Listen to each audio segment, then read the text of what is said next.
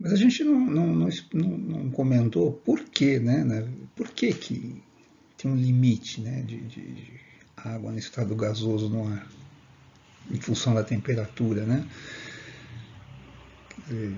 O diagrama mostrou lá para a gente que tinha um máximo, né?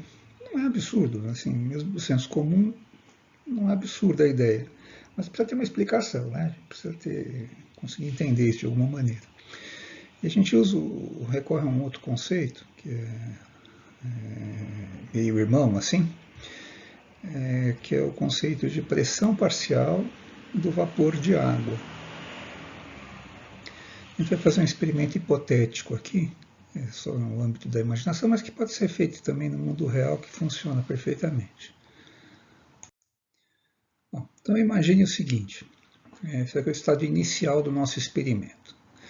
A gente tem dois recipientes fechados, que são iguais, né? E tem dentro dos dois recipientes tem uma certa quantidade de água, mesma quantidade, tudo igual. A única diferença dos dois aqui é que inicialmente, no momento inicial, aqui a gente tem zero, não tem nada, tem vácuo. A pressão interna aqui é zero. Esse P representa a pressão. Então a pressão é zero e aqui eu tenho vácuo. É um instante inicial do experimento. E aqui eu tenho ar seco. Aquela mistura padrão, né, de argônio, oxigênio, enfim, nitrogênio e tal. Então aquela mistura padrão do ar seco aqui, não tem nenhuma moléculazinha de água. Então a pressão inicial aqui dentro desse recipiente a pressão pressão do ar seco. Esse PS representa isso, ar seco. Então aqui eu tenho a pressão do ar seco e aqui não tem pressão nenhuma, é zero. Pois bem, alguma coisa impede que moléculas de água que estão no estado líquido escapem, pulem, passem para o estado gasoso? Não, nos dois lados isso vai acontecer, né? Então, no início era zero aqui, era vácuo, e aqui era ar seco. Mas logo em seguida, né? Eu começo a ter um pouquinho de moléculas de água que vieram para cá e que vieram para cá. Então agora já não é vácuo, porque aqui começa a ter moléculas de água. E do lado de cá não é mais ar seco, eu tenho ar seco mais as moléculas de água que evaporaram. Então, nos dois casos pode haver evaporação, né? E a gente espera, né? A gente espera. Vai evaporando a água aqui e vai evaporando a água aqui. Há alguma diferença daqui para cá? Não. Pode evaporar nos dois casos, não é? Só que a gente fica prestando atenção e vai perceber o seguinte, que a partir de um determinado momento, a gente conseguir acompanhar de duas maneiras, né, o que está acontecendo. Vendo quanto eu tenho de água no estado líquido, que dá para ver, né? E eu posso pôr um manômetro aqui do lado, né, aqui no manômetro para medir pressão, né? E eu fico acompanhando o que está acontecendo aqui com a pressão. Então, como eu tenho água no estado gasoso, então eu tenho a pressão do vapor. PV aqui, ó, pressão de vapor. Então, nesse recipiente, a pressão que eu tenho é a pressão do vapor. E do lado de cá, nesse aqui, eu tenho a pressão que eu já tinha, que era a pressão do ar seco, mais quem? A pressão agora que é causada pelo vapor de água. Está aqui, vapor de água. Nos dois casos, a evaporação é livre, né? Ninguém está impedindo que evapore. A pergunta é, será que evapora ad infinitum, quer dizer, até secar toda a água? Bom, se eu tiver água suficiente, eu vou perceber o seguinte, que vai chegar num ponto, num momento em que eu não vejo mais mudar aqui. No começo estava perdendo água, né? Estava sumindo água no estado líquido, porque uma parte está virando gás. Mas a partir de um determinado ponto, eu percebo de duas maneiras um fenômeno acontecer. O nível de água não muda mais aqui, e a pressão que eu estou medindo fica em equilíbrio, não muda mais. Então, como é que eu interpreto isso? Eu interpreto que a primeira molécula que escapou fica batendo aqui no recipiente e depois de um certo tempo ela vai acabar batendo de novo aqui, né? Ela bateu aqui, bateu aqui, bateu aqui, pum. Quando ela bate aqui, existe uma chance grande de ela ser incorporada de volta no líquido, né? E passar para o estado líquido de novo. Às vezes pode ser que bata e dê uma quicadinha aqui, né? Mas o fato é que o que a gente percebe é que quanto mais moléculas de água no estado gasoso eu tiver aqui dentro, maior a chance também delas voltarem, né? Então, quanto mais evapora, maior a chance de voltar, né? De tal maneira que isso tende a um equilíbrio. A taxa de evaporação fica igual à taxa de condensação. Quando o que evapora é igual ao que condensa, a pressão fica constante, não muda mais, né? E o nível aqui da água também não vai ter razão para mudar, porque o que está perdendo e o que está ganhando é igual. Então fica em equilíbrio, a gente fala. Então vamos dizer que esse é o PV do equilíbrio aqui, né? A pressão do vapor na situação de equilíbrio. E do lado de cá, mesma coisa. O que vai acontecer? Se você esperar o tempo suficiente, que vai ser o mesmo tempo desse recipiente, ao mesmo tempo vai acontecer a mesma coisa do lado de cá. A pressão vai chegar num equilíbrio e o nível da água vai parar de mexer, não vai mais mudar, né? Vai ficar sempre igual, o que significa que a taxa de evaporação é igual à taxa de condensação.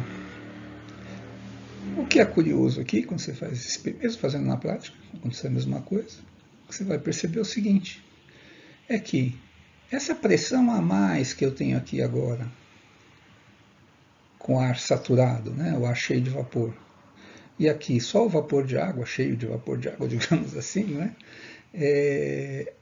essa pressão do vapor de água não depende da pressão dos outros gases. O fato de já haver nitrogênio e oxigênio aqui é irrelevante, não faz a menor diferença para esse PV aqui. A pressão total aqui vai ser a soma das duas parcelas. O vapor ignora o nitrogênio, oxigênio, argônio, etc. Tá? Isso chama-se pressão parcial do vapor.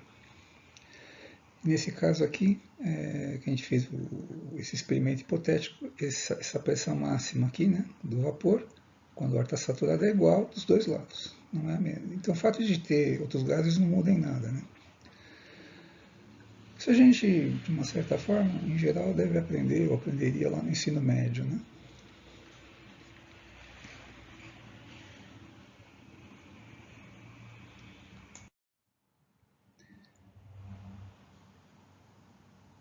A pergunta que a gente possa fazer, e vamos ver se isso faz sentido, ó, é se a pressão de saturação do vapor depende da temperatura do ar.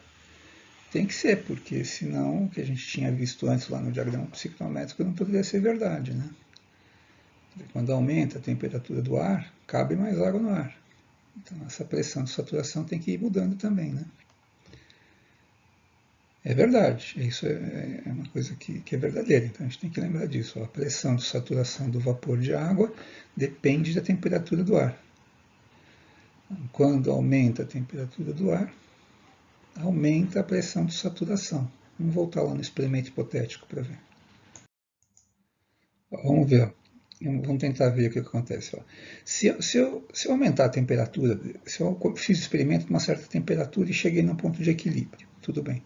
Mas vamos pensar do ponto de vista lógico, como é que seria isso se eu tivesse umas temperaturas maiores. Com temperaturas maiores, o que aconteceria? Uma temperatura maior, o que acontece? As moléculas de água aqui que estão no estado líquido estão mais agitadas, digamos assim, tem mais energia cinética. Então, a probabilidade de uma molécula conseguir dar o salto, né, passar do estado líquido para o gasoso, aumenta. Então, esta setinha aqui que representa a taxa de evaporação, ela vai ficar maior. E fatalmente, depois de um tempo, vai chegar num equilíbrio, né? O que evapora é igual ao que condensa. Só que vai chegar numa taxa de equilíbrio em que as duas setas são maiores. Se as duas setas são maiores, significa que a quantidade de água aqui no estado gasoso agora é um pouco maior do que eu tinha antes. Ou seja, o meu manômetro vai aumentar uma pressão do vapor, vai mostrar uma pressão no vapor maior do que na situação inicial. Então, quando aumenta a temperatura, essas duas setas aumentam e a pressão do vapor tem que ser maior no estado de equilíbrio. Ou seja, para o ar ficar saturado, que é a mesma coisa, né? A gente já discutiu isso, que o PV é o mesmo dos dois lados aqui. Então, só a única coisa que eu tenho agora é que eu tenho ar seco misturado aqui, né? Com vapor.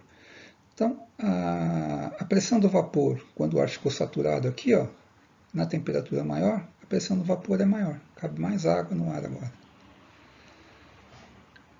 Quanto maior a temperatura, mais água a gente consegue manter na forma de gás no ar. Né? Maior é a pressão do vapor no recipiente. Faz sentido, né? Se pensar, sei lá, numa panela de pressão lá que usa para fazer feijão em casa, é exatamente esse o princípio, né?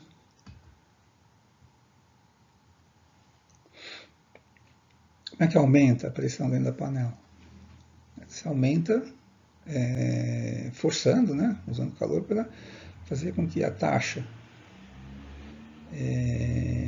de evaporação aumente brutalmente. Isso faz aumentar a pressão brutalmente aqui dentro da panela.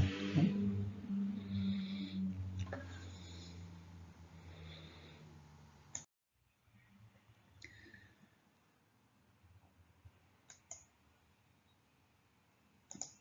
No ensino médio, a gente pararia lá naquele ponto, né, em que a pressão de saturação vai depender da temperatura. Ponto, acabou. Não, não acabou. Na verdade, quando a gente vai estudar as nuvens, a gente precisa chamar atenção para um outro detalhe sobre a questão da pressão de saturação. Aqui existe mais um elemento que modifica a pressão de saturação. Mesmo aquele diagrama psicométrico que a gente tinha visto antes, ele é feito com uma condição especial. Que a gente diz que a situação em que eu teria uma interface entre água e ar plana. Vamos supor assim, uma piscina bem lisinha, um copo d'água, uma coisa assim. Acontece que as superfícies de água elas não são sempre planas. Né? Você pode ter uma situação em que a superfície é arredondada. E isso é muito comum onde? Nas gotas de chuva, nas gotinhas que compõem as nuvens. Então, nesse universo que a gente vai de interesse para nós, né, que é do vapor de água, condensação nas nuvens e a produção de chuva, a gente tem que lembrar e tem que levar isso em conta. Logo vocês vão entender por que a gente vai ter que entrar nessa minúcia, que pouquíssima gente sabe, a não ser que tenha lidado com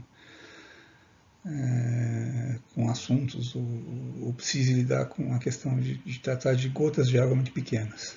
Né? Bom, então eu vou fazer essa afirmação aqui primeiro e a gente vai esmiuçar isso melhor. Bom, se eu não mudar, mesmo sem mexer na temperatura, né? Se eu pego uma dada temperatura, eu vou ter uma certa pressão de saturação. É isso que a gente acha, né? Até agora na aula a gente tratou dessa forma.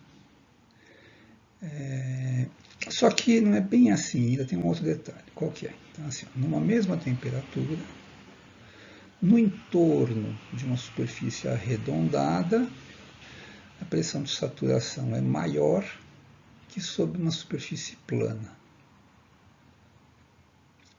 Fiz dois desenhos aqui, bem primitivos, mas só para ideia. A situação padrão, que está lá no diagrama psicométrico, com os raciocínios normais que se faça sobre pressão de saturação, é assim, eu considero ar e água no estado líquido, e essa interface aqui é uma superfície grande plana, né, ou próxima à plana. E eu tenho então o que? As moléculas de água no estado gasoso. O que seria o estado de equilíbrio, né, que discutimos no experimento hipotético anterior? O que seria o estado de equilíbrio? Seria o quê? Né? Seria uma pressão de vapor tal, né, que eu tivesse aqui em cima, em que há um equilíbrio entre a taxa de evaporação e a taxa de condensação. O número de moléculas que passam para o estado gasoso é igual ao número de moléculas que voltam para o estado líquido, por um tempo e numa área aqui. Então, essa aqui é a situação padrão, né? Isso é uma situação normal ou padronizada. Só que em relação a ela, existem outros tipos de superfície. Seria o seguinte, imagine uma gota de água, é uma superfície esférica, né? Assim, vamos idealizar primeiro que seja uma esferinha. Essa superfície arredondada aqui, ela é curva, né? Então, o que vai acontecer? Numa superfície curva, uma forma de explicar é assim, é mais fácil para uma molécula de água escapar do que numa superfície plana. Como é que é? Numa superfície convexa, né? É como se você imaginasse o horizonte em volta dela tem mais ar do que água, né? Quanto menor a gota, mais é verdadeiro. É um pouquinho mais fácil de escapar numa superfície dessa forma do que dessa forma. E se fosse o contrário ainda, né? Se fosse, em vez de ser para fora aqui, fosse uma curvatura para dentro, mais difícil ainda de escapar. Mais difícil de evaporar. Então, eu posso fazer o raciocínio ao contrário, né? Em vez de pensar em termos de evaporação só, pensa assim, o estado de equilíbrio aqui, ó, em volta dessa gota de água aqui, dessa superfície esférica, ele tem que ter um pouquinho mais de pressão no vapor para conseguir manter o equilíbrio. Não eram duas setinhas, lembra? O equilíbrio é assim, é uma seta com fluxo evaporando e o fluxo condensando. O equilíbrio é quando as duas setas são iguais, né? Quando os dois fluxos são iguais. Se eu estou dizendo que é mais fácil evaporar, significa que a seta da evaporação é maior. Para haver equilíbrio, a seta de condensação tem que ser igual. Então a gente diria o seguinte, eu tenho que ter uma pressão do vapor um pouquinho maior aqui em volta de uma gotinha de água do que aqui, na mesma temperatura. Para manter uma gota de água, para haver o equilíbrio aqui no entorno de uma gota de água, eu preciso mais vapor do que sobre uma superfície plana.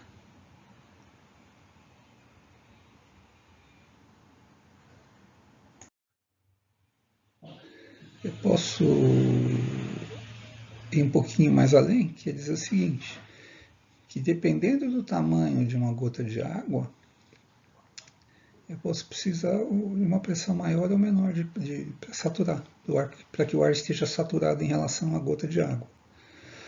Então vamos imaginar 3 gotinhas de água próximas umas das outras aqui. Então o que vai acontecer? Em volta aqui eu tenho moléculas de água misturadas no ar, que produzem uma certa pressão no entorno delas. Acontece que pode ser que, para que a gota fique em equilíbrio, né, a quantidade de água que ela tem se mantenha, a quantidade de água evaporando e condensando nela tem que ser igual. Se estiver evaporando mais do que condensando, ela encolhe, diminui. Se estiver condensando mais do que evaporando, ela aumenta, né? Ela vai ganhando água. Para haver equilíbrio, então, tem que ser igual, né? Ora, quanto menor ou quanto mais fechada é a curva, né, digamos assim, é mais fácil escapar. Então, se eu tivesse essas 3 gotas de água, é mais fácil para uma molécula escapar dessa do que dessa. E é mais fácil ainda escapar dessa do que dessa. Então, se eu olhar essas 3 aqui, uma mesma pressão de saturação, se o ar não estiver saturado para elas, essa aqui vai secar muito mais rápido que essa e do que essa. Então, está escrito assim, ó, quanto menor a gota, maior a pressão de saturação. Eu posso ter numa mesma situação, uma situação bizarra. Quer dizer, assim, eu tenho uma certa pressão de vapor no ar, de repente, essa pressão é a pressão de equilíbrio, né, para esta gotinha aqui média. Para esta daqui, né, pensa assim, ó, a pressão de saturação nessa aqui é um pouquinho menor do que aqui. Então, o que vai acontecer? A pressão externa aqui do vapor é igual nas três, mas aqui para evapora um pouquinho menos do que aqui. Então o que vai acontecer? O excesso, né, tem um excesso de água no ar em relação a ela. Então ela começa a ganhar cada vez mais água por condensação. Né? Condensa mais do que evapora dela. Ao mesmo tempo, essa pequenininha aqui, acontece uma coisa estranha com ela também, quer ver? Ó? A pressão no entorno é a mesma aqui, aqui, aqui, tudo bem. Só que ela não é suficiente para manter a água na gotinha. Por quê? Porque evapora mais rápido, uma taxa maior do que a que está condensando. Então você olha para essa, ela está encolhendo, vai, de repente aqui está em equilíbrio, essa aqui está encolhendo, está desaparecendo, evaporando, e essa daqui está o quê? Crescendo, ao contrário, né? Está ficando maior. Então a gente consegue traduzir isso aqui graficamente, é o que a gente vai ver na outra figura. Pois bem, então esse aqui é um diagrama, né, um gráfico, está assim, ó. Aqui é o diâmetro das gotas numa nuvem. A escala não é linear, tá vendo? Aqui é um. Nossa, professor, pequenininho, ó, que pequenininho. No reino das gotinhas pequenas, das gotinhas de nuvem, né? São gotinhas de água bem miudinhas. No reino das gotinhas pequenas, a gente está tratando dessas unidades aqui, não? É o milésimo do milímetro. Então, uma gotinha de 1 milésimo de milímetro, 2 milésimos, né? Nossa, essa é grande já. É 1 centésimo do milímetro, e assim vai. O milímetro está longe aqui, né? Nessa está bem longe o lugar. Então, a gente está tratando de gotas realmente pequenas. E aqui, eu tenho a umidade relativa. Como assim, professor? Então, a nossa umidade relativa padrão, a gente já discutiu, é sobre a água em cuja interface com o ar é um plano, né? Então, tomando isso como um padrão, a água, a água na superfície plana, como 100% ar saturado, a gente diria assim, ó, eu preciso um pouquinho mais do que o ar saturado em relação à superfície plana no caso das gotas de água, né? Então, olha só, com gotas muito grandes isso não faz muita diferença, mas quando as gotas são muito pequenas, como as gotinhas de nuvem, isso faz diferença. A gente está aqui, ó. Então, se for uma gota de água dessa ordem aqui, ó, 1 centésimo do milímetro, para manter essa gota, eu preciso de um pouquinho mais do que 100%. Eu preciso 100, qualquer coisa por cento de umidade relativa. Se for uma gotinha de 1 milésimo do milímetro, ó, eu já preciso um pouquinho mais ainda. Ó. Eu preciso 100,2%. Eu preciso 0,2% a mais de vapor de água no ar. Né? A pressão do vapor tem que ser um pouquinho maior do que no caso se eu estivesse levando em conta uma superfície plana. Então, olha só, se eu tiver misturadas, né, gotinhas de água numa nuvem, gotas de tamanhos diferentes, o que vai acontecer? De acordo com a umidade do ar naquele instante, né, elas estão imersas, sei lá, em 100,02 aqui, ó, de umidade. De pressão, a pressão no vapor é um pouquinho maior do que é necessária para saturar sobre um plano. Mas não tem um plano nas nuvens, né? Porque se eu estiver lá está bem longe do oceano. Então, nas nuvens só tem gotinhas, não tem a superfície plana. Se eu tivesse superfície plana, tudo isso aconteceria em relação à superfície plana e acabou. Não tinha gotinha para contar a história. Mas nas nuvens, não. Né? Os oceanos estão longe das nuvens, digamos assim. Né? Normalmente tem uma camada de ar no meio. Então, naquela região em que o ar está saturado lá para formar nuvens, olha só o que acontece. Se eu tiver gotas de tamanhos diferentes, então aqui, ó, nessa umidade que eu tomei aqui como exemplo, o que vai acontecer? As gotinhas que têm menos do que 1 milésimo do milímetro tendem a evaporar.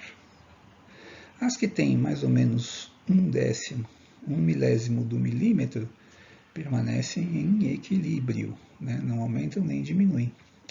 E as gotinhas que são um pouquinho maiores do que isso, todas elas começam tendem a crescer.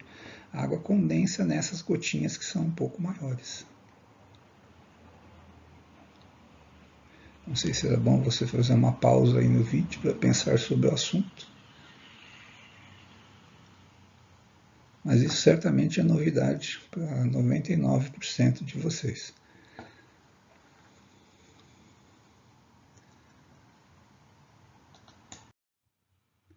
Bom, então qual que é o problema, né? Que aparentemente é um paradoxo aqui. Afinal de contas, como é que é possível? Porque se eu não tenho gota nenhuma de repente aparece uma nuvem, apareceram gotinhas de água espontaneamente, né, gente? É a impressão que a gente tem, né? Agora, pelo que a gente está vendo ali, as gotas de nuvem que são muito minúsculas, é quase impossível que elas se formem, né? Porque elas sempre vão tender a evaporar, né? Então parece um paradoxo, porque tem alguma coisa errada nessa história. E, pelo menos do ponto de vista experimental, fazendo em laboratório, experimentos em laboratório para forçar a condensação espontânea, né? Você pega assim um recipiente com ar, com não sei o que tal, e começa a produzir uma pressão do vapor interna lá, aí vai medindo. Para fazer com que que as moléculas de água se juntem, formando gotinhas espontaneamente, você precisa uma umidade relativa da ordem de 4 vezes, né, ou 400% a que você precisa sobre uma superfície de água não plana, né? Imagine um recipiente que eu não tenho essa superfície de água, né? E vou adicionando vapor e aumentando a pressão, para que essas gotinhas se formem espontaneamente no ar. Agora, você tem que pensar de um outro ponto de vista nas moléculas em si, né? Para você formar uma gotinha, você precisa pegar, sei lá, dezenas, centenas, milhares, e para tornar visível muitos milhões de moléculas de água para formar a primeira gota. Elas têm que se encontrar ao mesmo tempo, mais ou menos no mesmo lugar no espaço. Isso teria que acontecer ao acaso. Ora, se eu pensar em termos do acaso, de milhares de moléculas de água se chocarem ao mesmo tempo no mesmo lugar, no mesmo ponto, é muito baixa. Então a chance de, ao acaso, haver condensação no ar é nula, quase nula. Né?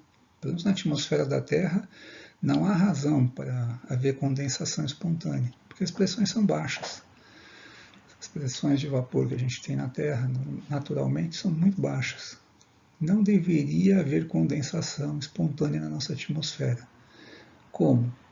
Pasmem no que eu vou dizer, de fato não há. Não acontece a condensação espontânea na atmosfera da Terra. Nunca o vapor de água passa para o estado líquido sozinho. O que é, professor? Vamos explicar melhor isso daí. Essa é a pergunta, né, que a gente vai tentar responder. Como é que se formam as primeiras gotinhas de água no ar real, né, na nossa Terra, na nossa atmosfera? Porque não é por condensação espontânea, vapor condensando e formando gotinhas sozinho. Isso não acontece. Uma boa pista sobre o processo de condensação da água no estado líquido que está na atmosfera da Terra, uma boa pista para a gente é o orvalho. Nas noites de céu claro, o ar está mais seco do ponto de vista da umidade absoluta, a radiação terrestre escapa da Terra com muita facilidade. Então, a superfície da Terra, normalmente são os vegetais que estão ali, né, esfriam muito por radiação, perdendo ondas longas para o espaço. Né? Não tem pouca água na atmosfera, não tem nuvem. O resfriamento é bastante intenso durante a noite. De tal forma que as superfícies dessas plantas chega a ficar com a temperatura significativamente menor que a do ar. E isso favorece em muito um fenômeno chamado orvalho, que é a superfície dos vegetais. Também acontece com o seu carro ou com alguns telhados, né, durante a madrugada. Né? o carro fica todo molhado, né? O que é? Está havendo condensação, a água que está no estado gasoso no ar está grudando ali na superfície do material que está mais frio do que o ar, e como está mais frio ali, ele, em vez, né, a taxa de condensação acaba sendo maior do que a taxa de evaporação. E há um saldo no sentido de acumular água no estado líquido na superfície dos materiais. Essa água vai se juntando em pequenas bolinhas, digamos assim, bolinhas, né, de água, por causa das pontes de hidrogênio, né? As moléculas de água atraem umas às outras. Então, o que vai acontecer? Você vai tendo um monte de gotinhas na superfície do material. Essa é a pista para o processo de condensação. Espontaneamente, a água não condensa na Terra. As condições que a gente está acostumado na superfície da Terra, as condições normais, a água não condensa espontaneamente. Ela só condensa na superfície de outros materiais. Você poderia pensar assim, tem uma superfície que é o ponto de encontro. Já que é difícil milhares de moléculas se encontrarem ao mesmo tempo, o que acontece? A primeira vem, gruda e fica aqui presa na superfície do material. Depois vem uma outra e fica também, mais outra fica. Então todas se encontram no mesmo lugar, mas não ao mesmo tempo. E a superfície na qual elas estão grudando está ajudando a prolongar o tempo necessário para que elas se reúnam. Né? Você pode pensar dessa forma, que é bastante razoável. Então você precisa ter um substrato, um suporte, algo sobre o qual ou no qual as moléculas de água vão grudar e vão ficar esperando as próximas. Né? Então, a condensação na Terra sempre vai acontecer na superfície de alguma coisa, de algum material.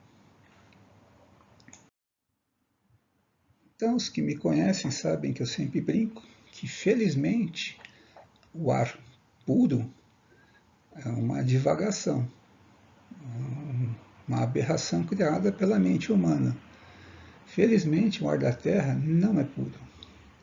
O ar da Terra está sempre entupido, cheio, coalhado, com um monte de coisinhas em suspensão, a gente fala, um monte de partículas de materiais sólidos, orgânicos, até líquidos de óleo, um monte de coisas, tudo que você imaginar que existe na superfície da Terra, existe fragmento no ar.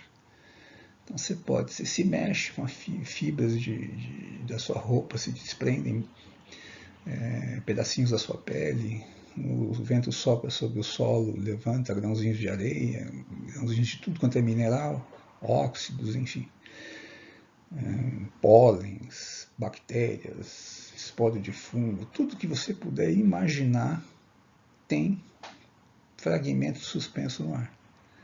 E esses materiaizinhos é que vão servir de base ou de superfície para condensação. Então, todas as gotas de nuvens vão se formar em torno dessas partículas. Elas são chamadas de aerossóis.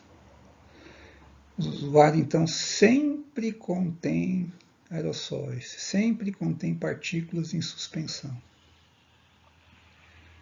Não existe ar puro na Terra, em nenhum lugar.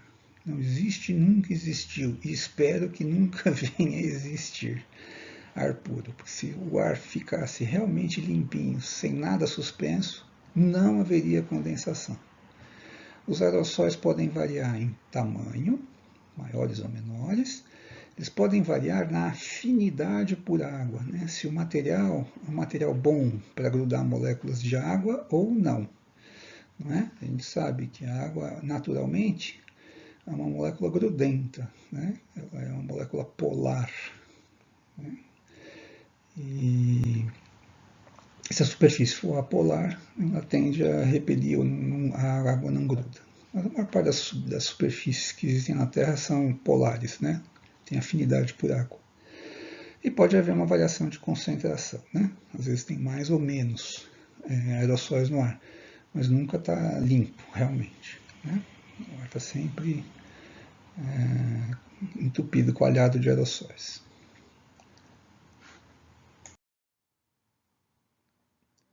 Nós já vimos essa figura antes, né?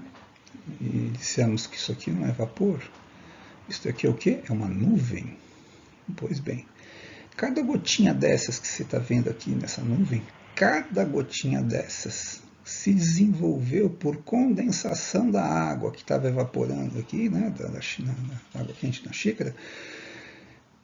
A água no estado gasoso a gente não vê, mas quando ela condensa, forma uma gotinha maior, suficiente para produzir espalhamento Mi. Né? Quando espalha a luz, é porque a gotinha já cresceu bastante. E ela cresce em volta de onde? De um aerossol. Então, cada gotinha de nuvem dessa que você está vendo aqui se desenvolveu no entorno, né, usando como substrato um aerossol que já estava no ar. Então, ainda que eu olhe aqui em volta e não veja coisa alguma, não é? Por quê? Porque esses aerossóis são tão miudinhos que refletem ou espalham tão pouca luz que eu acabo não vendo eles, não é? Mas certamente estão aí. E aqui o que está acontecendo? A água está evaporando novamente, né, misturando com o ar do entorno, e aí vai ficar tudo invisível. Por quê? Porque o arranjo agora é um arranjo que não espalha luz, não produz espalhamento Mi.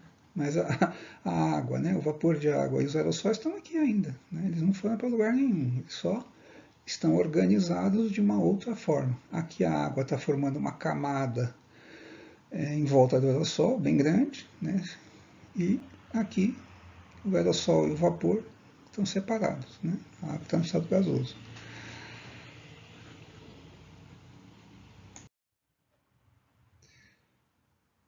Lá era uma xícara, né, mas aqui é um análogo. Ó.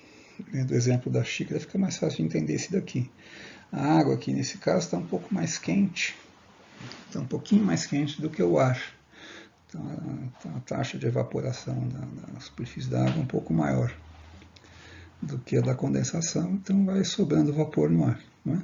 Esse excesso de vapor, na camada que está próxima ali da água, né, vai condensando nos aerossóis e forma esse nevoeiro, né, esse nevoeiro de gotinhas de água.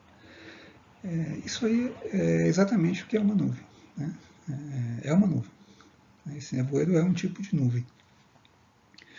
E um pouco mais adiante, o ar está mais seco, um pouco mais longe ali da superfície de água, as gotinhas evaporam e, enfim, o saldo está transferindo, né, a água do estado líquido para o estado gasoso, passando por esse intermédio aí que é essa nuvem que você está vendo.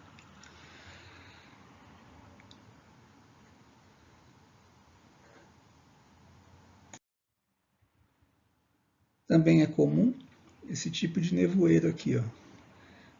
Nevoeiro no fundo de vale, a gente fala. Então, durante a noite, as superfícies, se o ar estiver relativamente seco do ponto de vista da umidade absoluta, né? Então a radiação terrestre consegue escapar à noite com facilidade. Então, de tal forma que essas superfícies aqui esfriam bastante em relação ao ar. Então, o ar que está bem pertinho delas esfria também. Ele fica mais frio do que o resto. Então o ar frio começa a escoar como se fosse água no relevo, né? E ele escoa como se fosse água no mesmo sentido que a água da chuva faz. Ele vai escoando em direção aos fundos de vale.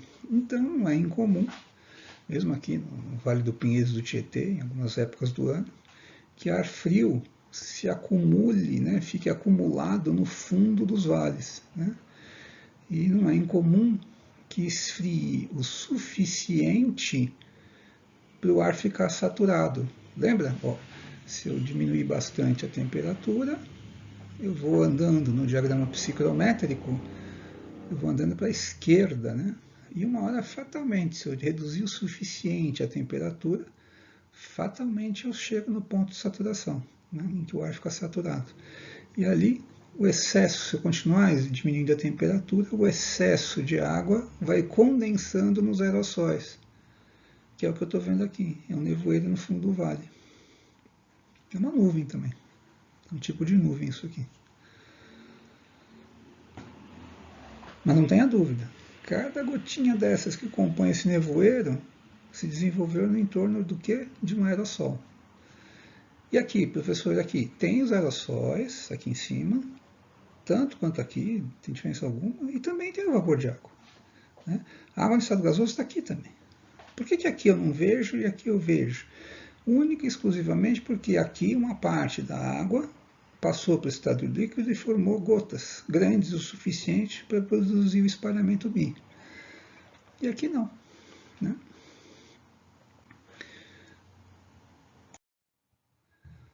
Bom,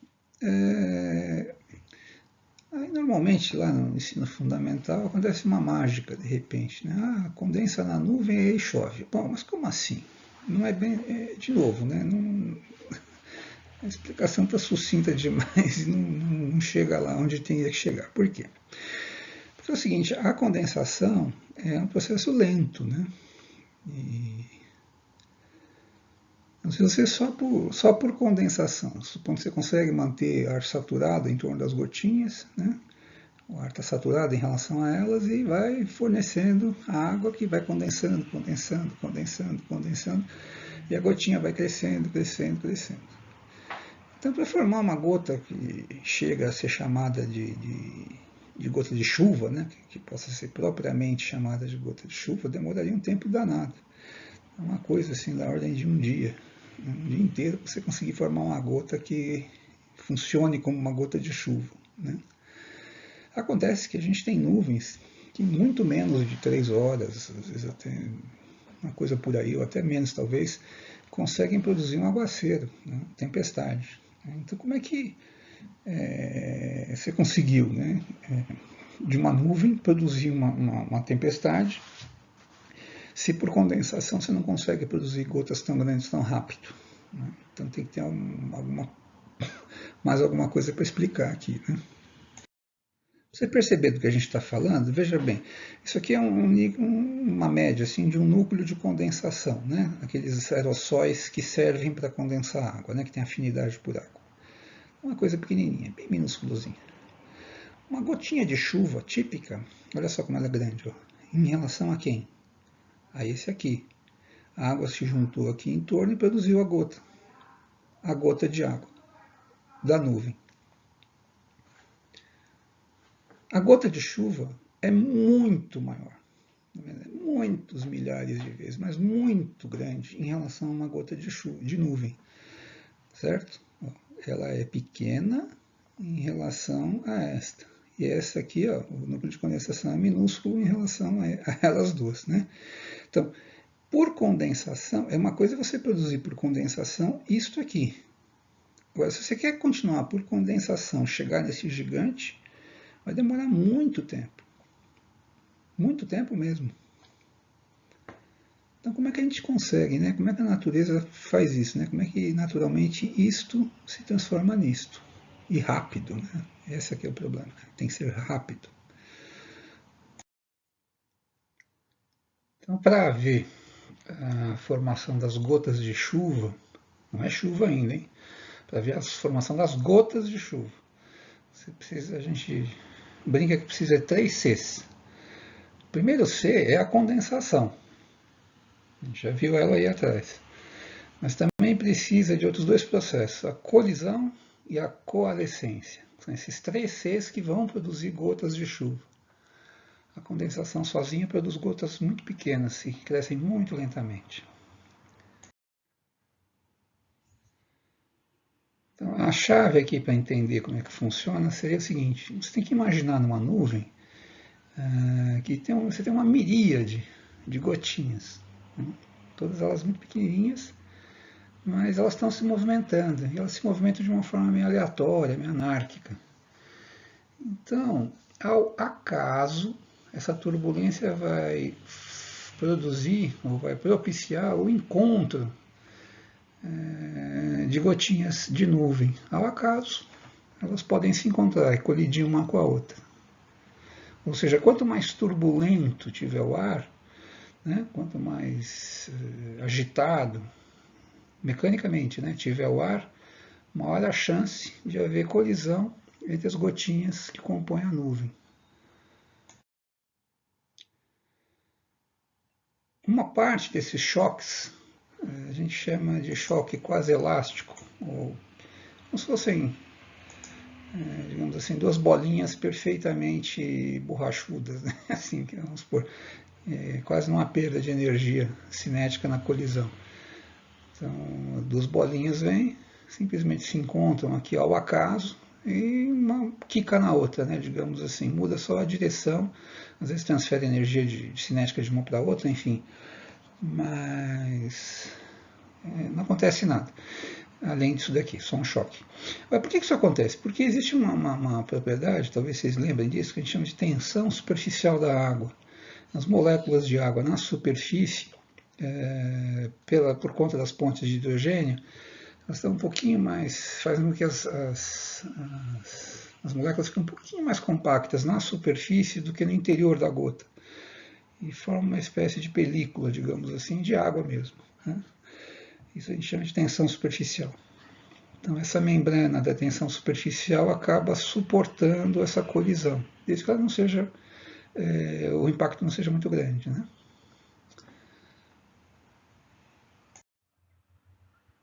Mas dependendo da maneira como ocorre o choque, por exemplo, neste caso aqui, ó, frontalmente, o que vai acontecer? A membrana da tensão superficial aqui na região de contato acaba se rompendo.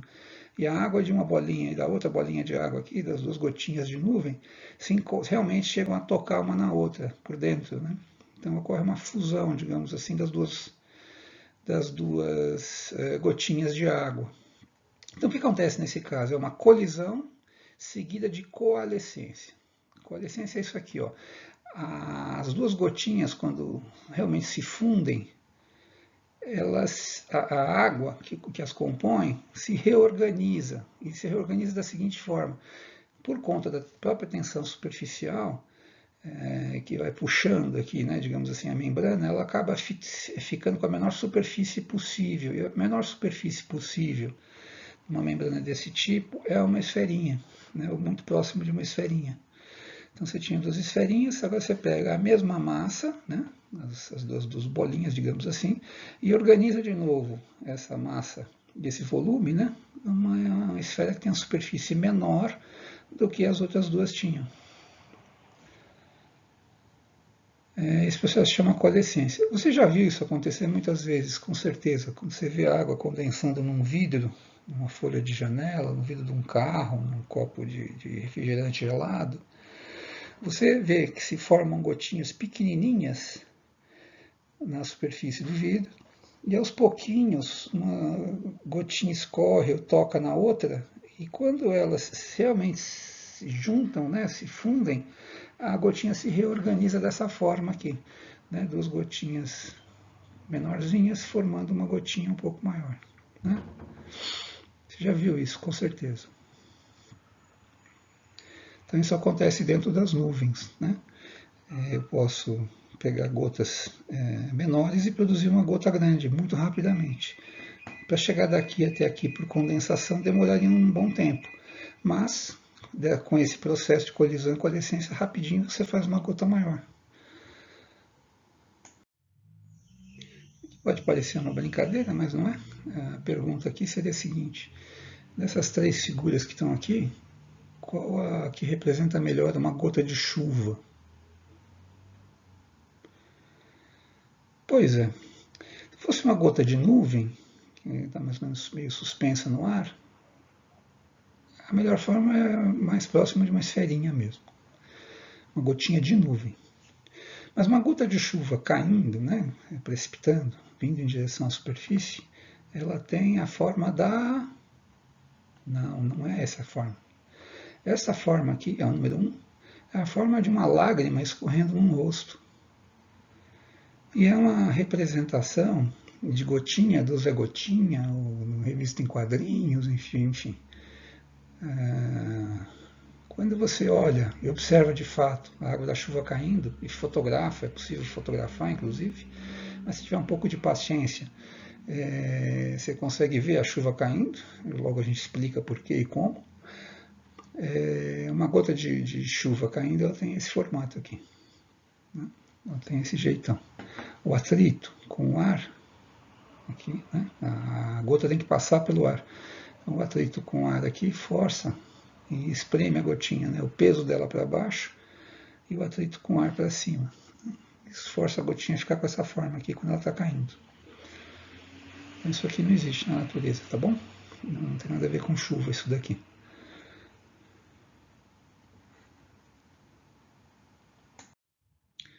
Pois bem, para completar, a gente já viu a forma que teria, né?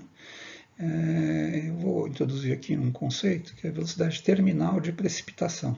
Então, a gota, quando está caindo, ela fica meio esmagadinha porque ela sofre, né? Ela tem duas forças aqui em ação.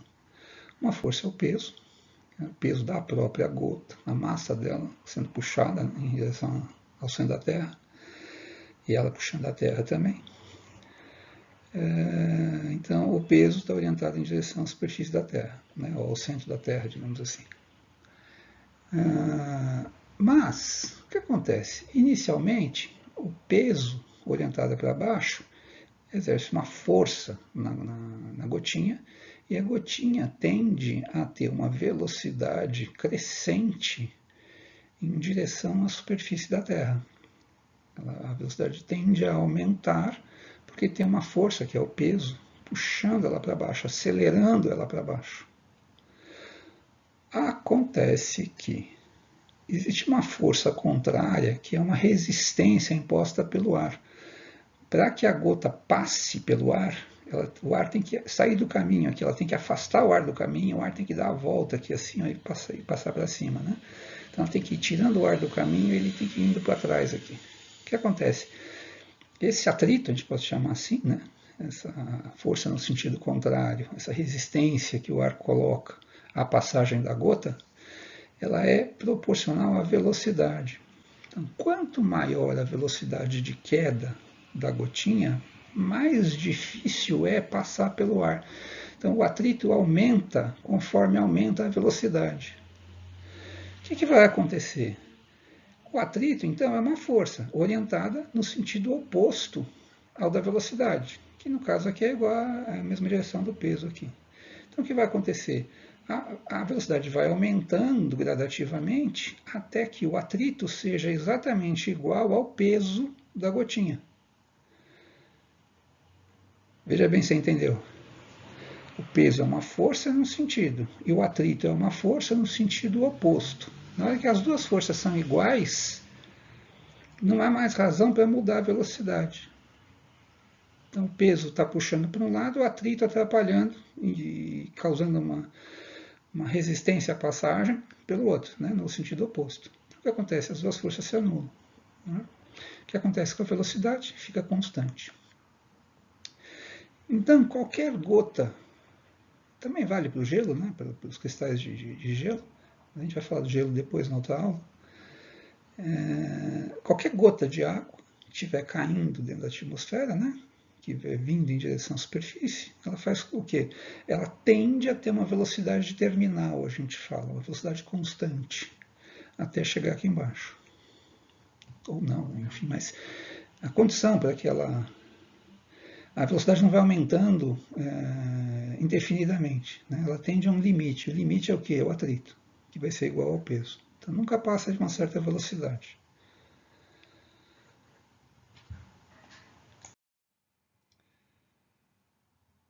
Então vimos o conceito, né, de velocidade terminal, porque que algum objeto que é dentro do ar vai tender, pode ser de qualquer fluido, na verdade, né? Na água também acontece, a velocidade, chega na velocidade terminal também.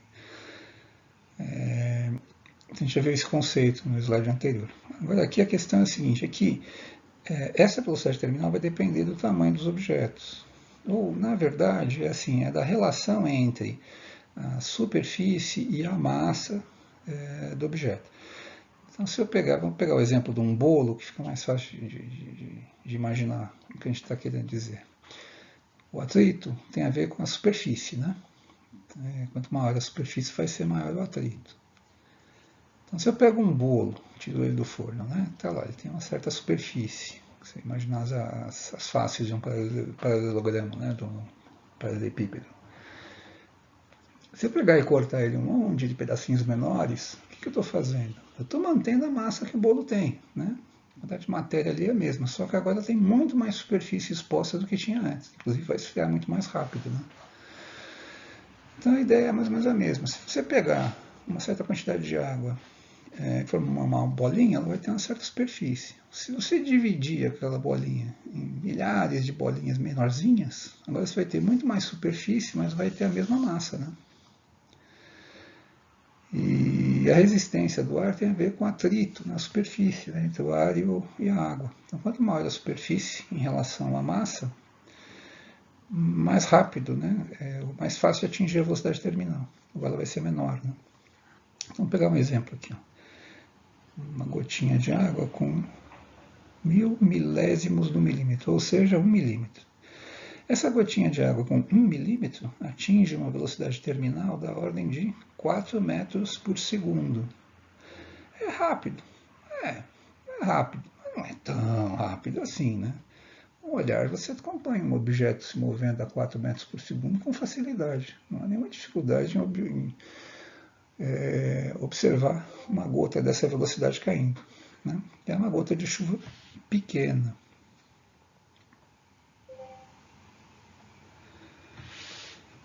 Se você passar por uma gota um pouco maior, por exemplo, de 2 milímetros, a velocidade já aumenta para 6,5. Ela cai a 6,5 metros por segundo. Também é rápido, mas não é tanto. Né? A maior gota de chuva que a gente conhece é alguma coisa da ordem de 5 milímetros, ou meio centímetro. Ela chega a uns 9 metros por segundo. A maior gota de chuva que a gente tem. Ou seja, ainda bem que tem essa história da velocidade terminal. Né? Quer dizer, não é que ocorre uma aceleração ilimitada por força do peso. Né? Senão, aquelas centenas de metros que a gota de chuva percorre, ela chegaria aqui embaixo numa velocidade, digamos assim, perigosa. Né? Então, a gente sobrevive a uma chuva, e as plantas também, né? Porque a velocidade máxima de uma gota de chuva é bastante limitada. Por quê? Pelo atrito, ou pela resistência que o ar impõe ao movimento. Se eu fizer o caminho contrário, né, for diminuindo aqui, ó, uma gotinha de chuva da ordem de 1/5 do milímetro, ou 2/10 do milímetro, miudinha, né? Ela cai a uns 70 centímetros por segundo. E a gente chama de gota de chuvisco, não é nem mais chuva, né? O termo em meteorologia é chuvisco. No popular, né, aqui na região de São Paulo, a gente chama de garoa, que é uma corruptela de uma palavra em quechua, anterior à colonização, que é da garoa. O chuvisco, a garoa, ela molha de todo lado. Né? Por quê? Porque quando ela tem uma velocidade terminal relativamente baixa, quando a gente anda e se mexe, as gotinhas acabam sendo arrastadas e fazem o caminho inverso. Né? Elas não vêm realmente em linha reta, né? Elas ficam oscilando, vai para lá, vai para cá. Então é uma chuvinha chata, porque ela molha mesmo com guarda-chuva. Né? Você fica todo molhado com o chuvisco.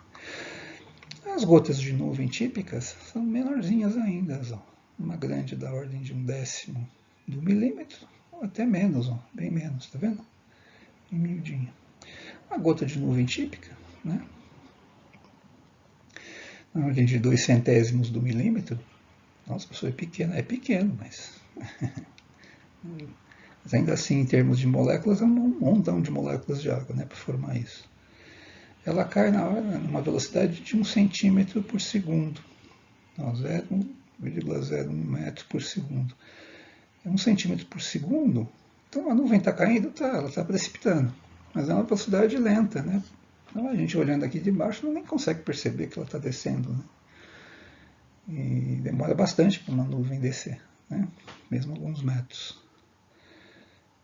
Então mesmo a gota de nuvem está caindo, né? Na ordem de 1 metro por segundo, 1 centímetro por segundo. E se eu pegar um núcleo de condensação típico, ou isso aqui é um aerossol que seja higroscópico, né? Um aerossol que absorve água, que permite que a água grude nele, para formar a gotinha de nuvem, etc. Aí realmente é bem menor. Né? A gente está aqui da ordem, lá em termos de magnitude aqui do tamanho, né? Coisa da ordem do 10º milésimo do milímetro, nessa escala. Um objeto desse, É calculado, né? Não tem nem como observar isso de fato acontecendo, porque seria uma velocidade terminal baixíssima. É só para a gente ter uma ideia de como é pequena se eu calcular. Então o que acontece? Com uma velocidade tão baixa quanto essa, qualquer pequena movimentação que o ar tiver, qualquer microturbulência que houver, é suficiente para que o núcleo de condensação mude de direção, né? Para realmente verificar esse pozinho muito fininho precipitando é muito difícil, né? Então a gente diz que ele está em suspenso.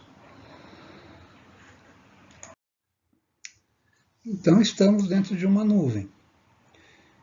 Imagine duas situações. Se dentro da nuvem todas as gotinhas da nuvem tivessem, né, exatamente o mesmo tamanho, todas iriam cair, né, todas estariam com a velocidade terminal igual. Então, seria uma coisa meio tediosa. Acontece que se, e que é o mais plausível, existem gotas de tamanhos diferentes, a coisa é um pouco mais divertida então no mundo real. Porque é o seguinte, esse modelo é mais realista. Você tem gotas pequenas de nuvem e gotinhas maiores. As gotinhas maiores têm a velocidade terminal maior, né, diferente das gotinhas de nuvem pequenininhas. Então, o que vai acontecer? Conforme elas vão caindo numa velocidade maior, elas vão capturando todas as gotinhas pequenas que estão andando mais devagarzinho. Então, elas vão colidindo, né, com um monte de gotinhas que estão no caminho. E cada vez que ocorre uma colisão, tem uma chance grande de haver o quê? A coalescência. Então você tem, por causa das diferentes velocidades terminais, um processo de colisão e coalescência muito mais eficiente do que apenas ao acaso.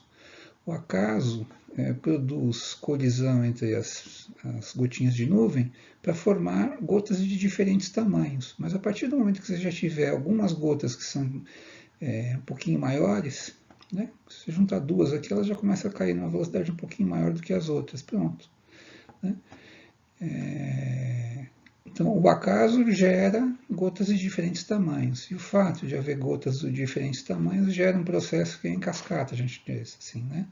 Uma pequena diferença, ela se transforma numa grande diferença muito rapidamente, né? Essa gota percorre, né, algumas dezenas de metros dentro da nuvem, ela cresce muito rápido, né? Porque na verdade ela vai juntando, vai coalescendo, né, colidindo e fazendo a coalescência com um monte de pequenininhas do caminho.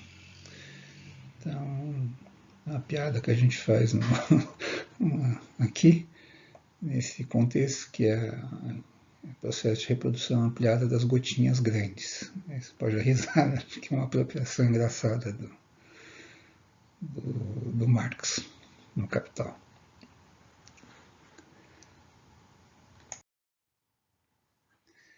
Aqui é só um comentário. Tem mais um outro processo também que ajuda na colisão e coalescência. Fazer analogia com dois barcos, que é mais fácil de entender. Quem conhece um pouquinho de navegação sabe que o terror de qualquer capitão, qualquer comandante de embarcação, é que duas embarcações naveguem muito perto uma da outra. Por quê? Porque normalmente quando a embarcação está passando pela água, metade da água tem que ir para um lado, metade pelo outro lado do casco, tá certo? Acho que você entendeu o que eu quis dizer. A quilha do barco na frente corta a água e para o barco passar, a água tem que abrir, né? E você pode imaginar o barco passando ou a água passando pelo barco, tanto faz, né? Do ponto de vista físico dá na mesma aí. Qual que seria o problema? Se você trouxer duas embarcações, elas começarem a navegar muito perto uma da outra, dificulta a passagem de água entre as duas. Então a água vai começar a passar preferencialmente por fora. Quando a água começa a passar mais por fora do que o que deveria, né, que seria metade para dentro e metade para fora, o que vai acontecer? Vai surgir uma força que, desse lado, o barco vai sofrer uma força para dentro. E esse barco vai sofrer uma força para cá. Né? A água que está passando aqui fora empurra esse barco para dentro, e essa água que está aqui por fora vai passar, empurrar esse barco para dentro, e os dois batem um no outro. né? E depois é difícil de separar. É até perigoso, né? Acontecer um choque aqui entre os dois. Você já entendeu, né? Imagine duas gotas de água, né, caindo, né, precipitando no ar. Se elas estiverem muito perto uma da outra, começa o ar então a passar em volta delas, né? O ar que poderia passar aqui no meio vai diminuindo. Isso faz surgir uma força nesse sentido nessa gota e nesse sentido nessa gota, e as duas colidem uma na outra. Esse processo ajuda também na colisão e coalescência, né? Que seja um processo subsidiário, digamos assim, acessório, né?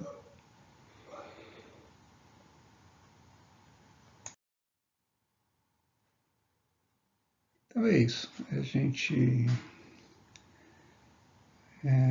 falou da umidade relativa e absoluta, como é que acontece o processo de condensação. A novidade para você, que é a questão de que o fato de uma superfície ser esférica, né, ou ser curva, modifica, né, a pressão de vapor necessária para ver equilíbrio.